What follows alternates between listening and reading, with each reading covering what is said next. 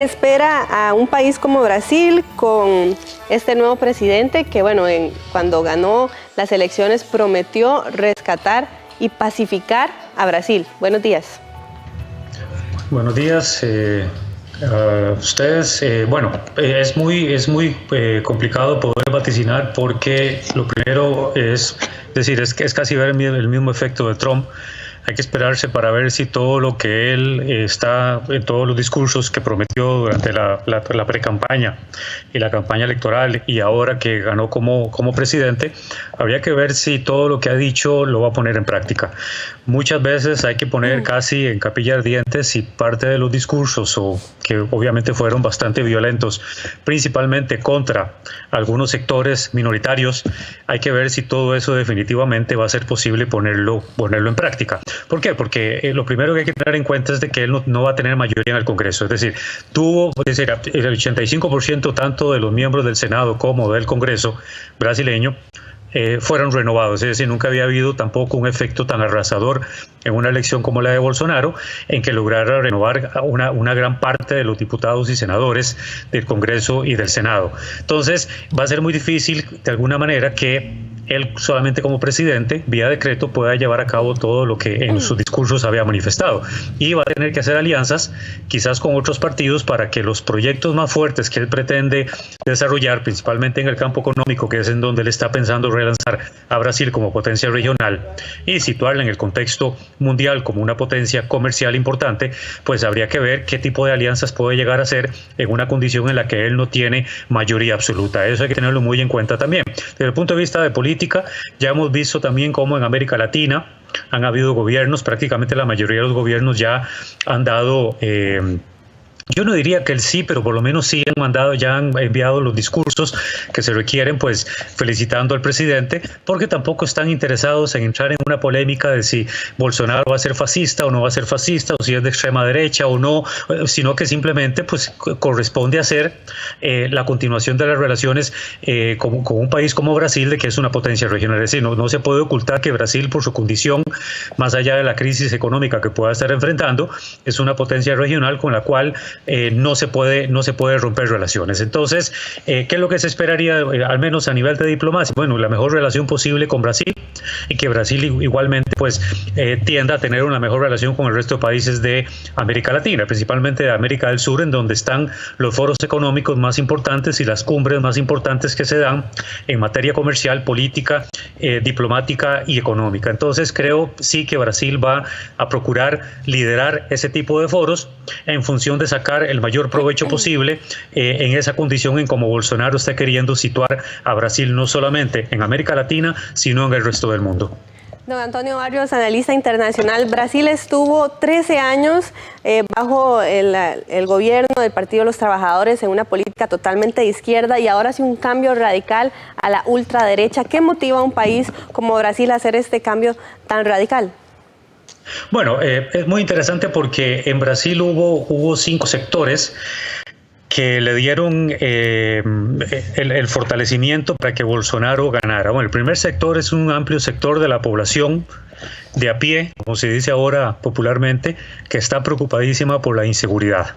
Es decir, los niveles de inseguridad, de homicidios, de asaltos, se ha incrementado prácticamente en todo el país, principalmente en aquellas ciudades en donde el PT, pues otrora, solía tener una abrumadora mayoría. Entonces, ese es el primer sector. El segundo sector que logra Bolsonaro traer a sus filas fue ese sector militar, en donde la constitución política de Brasil permite que militares en activo, en reserva o retirados puedan optar por puestos políticos. Recordemos que Bolsonaro ha sido militar durante muchísimos años y por tanto fue senador y congresista durante mucho tiempo antes de convertirse en presidente en este momento.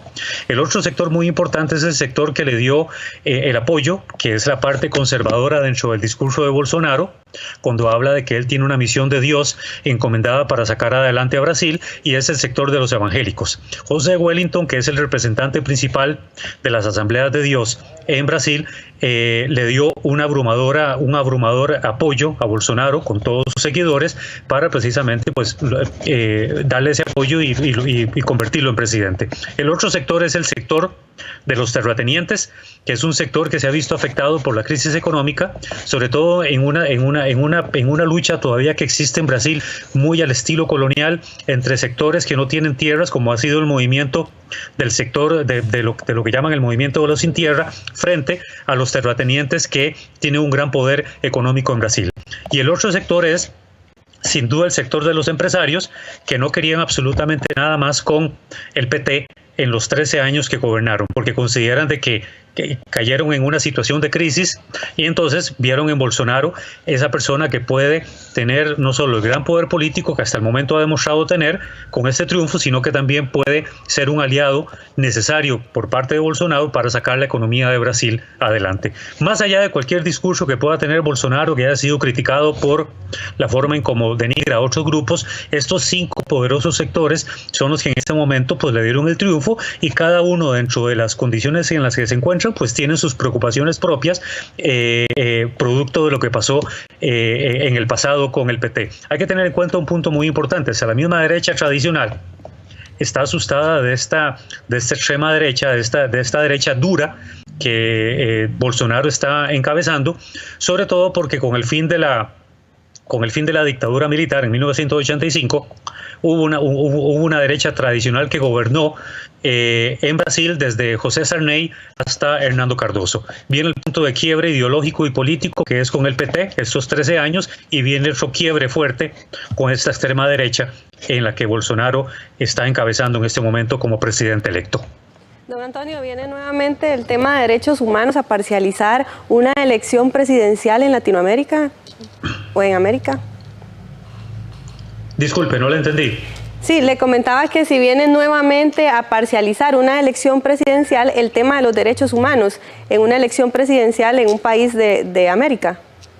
Sí, bueno, es que, a ver, hay que entender algo que es muy importante. Los derechos humanos en América Latina, a pesar de la democracia, a pesar de que existen más mecanismos para poder hacer posible la consolidación de los derechos humanos siguen siendo todavía en América Latina, en algunos países más que en otros, para bien o para mal, una de las asignaturas pendientes a consolidar. Es decir, puede haber toda una normativa en materia de derechos humanos que todo el mundo quiere hacer pues lo más ideal posible para la población, pero mire, cuando estamos hablando de millones de personas pobres, y no solamente en países como Brasil, sino en otros países de América Latina, ahí no podemos estar hablando de que existe una verdadera consolidación de los derechos humanos, porque la pobreza es en sí una violación a los derechos humanos, a la forma digna en cómo la gente debería vivir.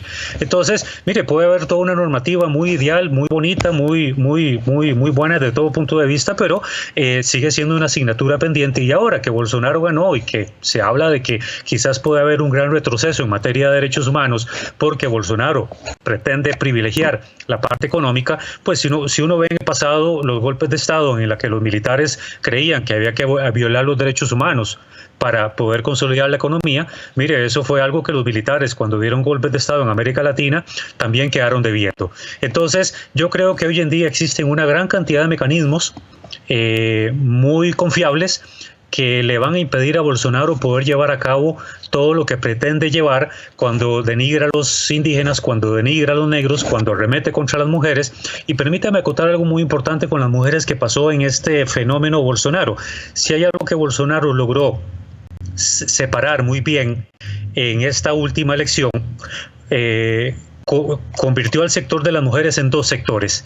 Aquel sector feminista que él criticó fuertemente en sus discursos, que eran consideradas como las mujeres malas, ¿verdad? Y el sector que votó por él, un sector de mujeres que votó por él con pensamiento tradicionalista. Entonces, ¿quiénes quedaron, por ejemplo, representando a la izquierda del PT en este sector de mujeres que él considera como las malas? Bueno, el sector de mujeres feministas que están luchando por otro tipo de derechos muy distintos al pensamiento tradicionalista que mantiene también en Brasil otro sector de mujeres que votó por Bolsonaro. Entonces, el tema de los derechos humanos siempre es muy complicado desde todo punto de vista y se requiere también de un gran manejo político para hacer posible que toda esa normativa pueda implementarse adecuadamente dentro de los países de América Latina. Yo no estoy hablando solo ahorita de Brasil. Antonio, además de incluir nuevas escuelas militares y de no dar más concesiones de tierra a los indígenas, ¿qué otros proyectos polémicos ha presentado este nuevo presidente de Brasil electo, Jair Bolsonaro? Bueno, uno de los que preocupa mucho, sobre todo el sector ambientalista, es el relacionado con la entrega de tierras, es decir, Bolsonaro habla que uno de sus grandes proyectos, que es lo que supuestamente va a sacar adelante a Brasil, es entregar al capital internacional al Amazonas. Solo un poco de historia que me permitan hacer muy brevemente. Recordemos que finalizando la década de los 70 y iniciando la década de los 80 hubo muchos conflictos por tierras en Brasil. Siguen habiendo conflictos. Prácticamente muchos de los países nuestros de América Latina sigue habiendo un conflicto de tierras entre campesinos, obreros y terratenientes. Eso es todavía está presente en la mayoría de nuestros países, pero ni se diga en la región del Amazonas. Entonces, en ese entonces había un movimiento que se llamaba el Movimiento de los Sin Tierra, que estaba luchando contra todo un sector terrateniente muy poderoso, que desde la época del golpe de Estado, los militares siempre habían apoyado ese sector. Entonces, ¿qué es lo que ocurre? Que cuando Bolsonaro habla de que el Amazonas hay que entregarle al capital extranjero para poder desarrollar esa región, pues es lo mismo que pasó en la década de los 80 cuando un famoso ambientalista llamado Chico Méndez había procurado, hasta donde le fue posible en muchas de las luchas, evitar de que el Amazonas se convirtiera en una región entregada al capital, porque es el único pulmón que prácticamente queda en América Latina. Entonces, una de las preocupaciones de los indígenas en el Amazonas, de los movimientos campesinos, e incluso de los obreros, es precisamente si se va a volver a una época de la década de los 80 muy conflictiva, en donde murió una gran cantidad de gente defendiendo el Amazonas. Recordemos que en América Latina han muerto muchos ambientalistas por la defensa del ambiente. Recordemos el caso de Berta Cáceres en Honduras, y esto podría traer otro tipo de conflictos que de alguna forma en Brasil se habían superado bastante, sobre todo en el gobierno del PT, que fue tendiente mucho a tratar de estabilizar este tipo de sectores que históricamente habían estado muy confrontados a lo largo del tiempo. Don Antonio, ¿corre riesgo la democracia brasileña? ¿Perdón? ¿Corre algún riesgo la democracia brasileña? Algunos sectores dicen que temen que se dé un tipo de dictadura con la llegada de Bolsonaro. Lo que pasa es que los mismos políticos tradicionales, por una diversidad de razones, entre ellas la corrupción, en América Latina hay una tendencia que aumenta hacia el desencanto de la democracia, es decir, aquella democracia que vimos nacer con la finalización de los golpes de Estado en la mayoría de los países de América Latina, y la democracia prometía prácticamente resolver todo y no ha podido resolver en mayor cosa.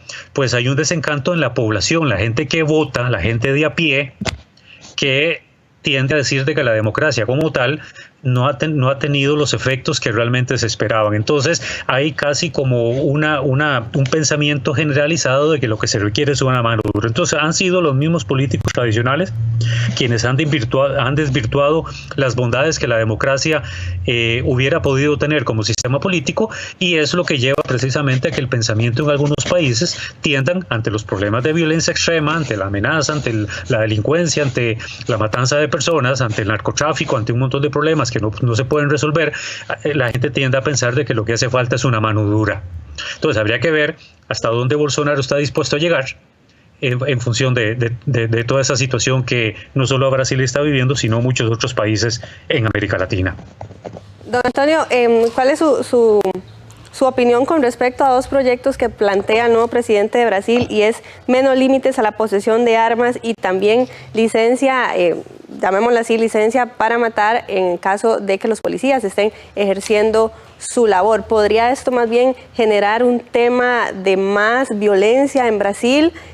¿Cómo lo analiza usted?